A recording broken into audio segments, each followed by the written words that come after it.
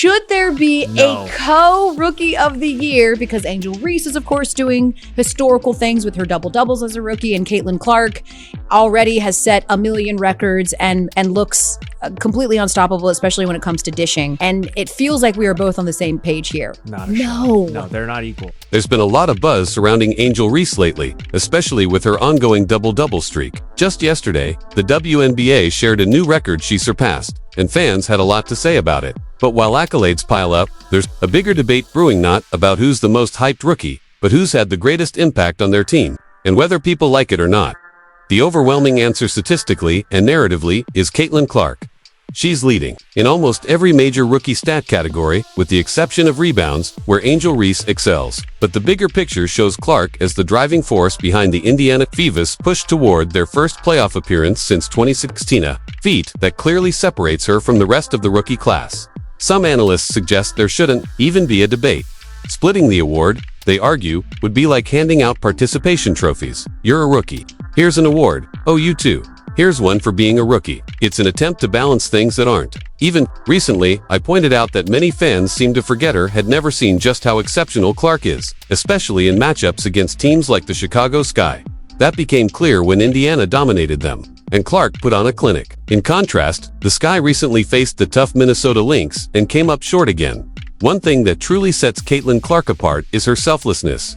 She consistently redirects attention to her teammates. When was the last time you heard her talk about her own stats? You don't ever. That humility is one reason the Fever are evolving into a competitive unit.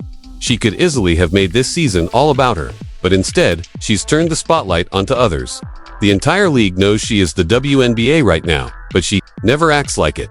Initially, people were mesmerized by Reese's stat line, 177 points and 19 rebounds in one stretch, but a deeper look reveals inefficiencies. For instance, she shot just 6 for 16 from the field in a recent game, suggesting her offensive production isn't quite as dominant as it appears. Despite the flashy stats, the Sky are falling apart in the second half of the season.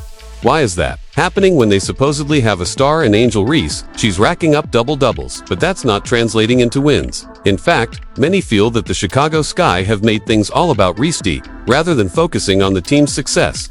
You can see it in the way games are marketed. Barbie night themes, towel giveaways, and in how Reese carries herself. Her pre-game outfits scream, "Look at me."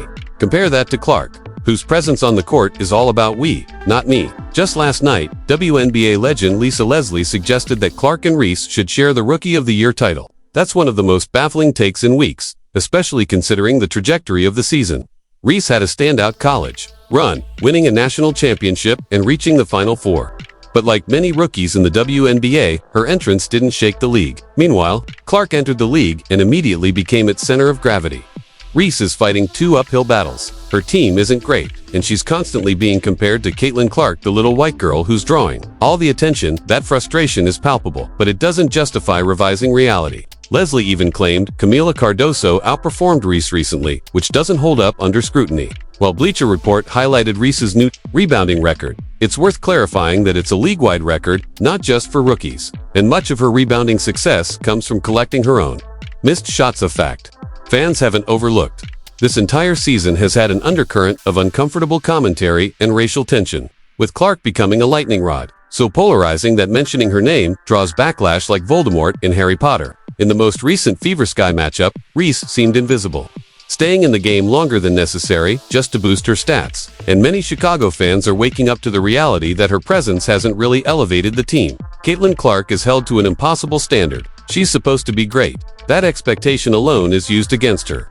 Some argue Reese deserves Rookie of the Year simply because she's been a surprise, but Reese wasn't some unknown. She was the best player on a national championship team and came into the WNBA with high expectations. And yet, opposing teams don't build defensive game plans around Reese the way they do for Clark. That alone tells you who's more impactful. Let's not forget Camila Cardoso, drafted ahead of Reese, has been sidelined while Reese chases individual milestones. Leslie's claim that both players deserve the award doesn't make sense. Rookie of the Year voters are supposed to make tough decisions, and while the debate is healthy, the choice is clear to those who truly understand the game. I still believe Caitlin Clark should win Rookie of the Year. The transition to the pro level is harder for guards than forwards, and Clark has not only adjusted, she's thrived. She's vital to everything Indiana does and is carrying her team toward the playoffs. Her individual stats are impressive, but her impact on team success is what seals the deal. While the debate has sparked great discussion, Lisa Leslie's statement drew backlash from fans and analysts alike. Some even labeled it racially motivated. Jason Whitlock criticized her for seemingly propping up Reese purely because of her racist, disappointing, and divisive take. From a purely basketball perspective, Clark is miles ahead. Reese is a strong rebounder, but Clark is a transcendent talent, doing things few rookies have ever done. This isn't about feelings or identity politics, it's about production and value. Clark has been in MVP conversations, while Reese is often a non-factor in her team's losses. One is elevating her entire franchise. The other is padding stats and blowout games. One is a franchise cornerstone. The other is struggling to find her role. Nancy Lieberman, another WNBA legend, has come to Clark's defense. During the Fever's game against Dallas, she publicly praised Clark for elevating the sport. What Caitlin Clark has done for the game is generational, she said. She's going to make all these women millionaires. Just like Tiger Woods did for golf and Michael Jordan did for basketball. We shouldn't hate her, we should celebrate her. Clark herself doesn't seem overly focused on winning Rookie of the Year, but it's becoming increasingly clear that she deserves it. Despite pushback from some players, coaches, and even referees, Clark has continued to rise. She gets physically targeted in games, mocked from the bench, and snubbed from opportunities like the Olympic team, but she keeps delivering.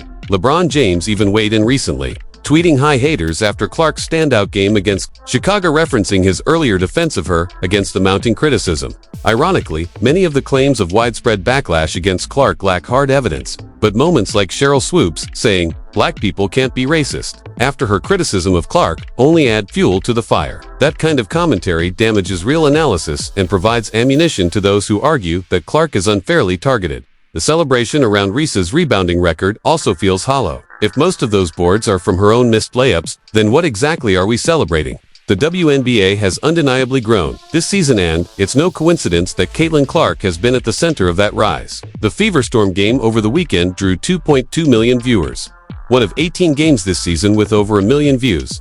16 of those featured Clark. Let's be honest, chasing your own missed shots isn't a skill to hang banners over. Clark is setting a new gold standard for rookies, while the Chicago Sky lead the league in missed shots thanks, in large part, to Reese's inefficiency. It's entirely possible she's hurting her team more than helping. Meanwhile, Lisa Leslie is being roasted online, and rightfully so. Clark is taking over the league. With every breakout performance, it becomes more ridiculous that she was left off Team USA's Olympic roster, and now that she's had time to rest during the Olympic break, she's come back even sharper. She's already broken the rookie assist record. She's simply better. And the idea that the U.S. women's national team nearly lost the gold without her only proves how wrong that snub was.